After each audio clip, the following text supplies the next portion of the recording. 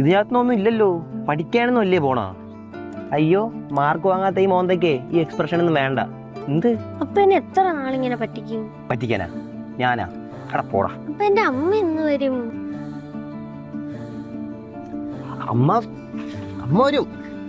അമ്മ അടുത്ത മീറ്റിങ്ങിന് വരും. കഴിഞ്ഞ തവണ ഇതല്ലേ പറഞ്ഞത്, എന്നിട്ട് അമ്മ വന്നില്ലല്ലോ. എടാ ഈ അച്ഛന്മാരൊക്കെ വരുന്നതിന് പെമ്പിളാർക്കൊക്കെ ഇഷ്ടം.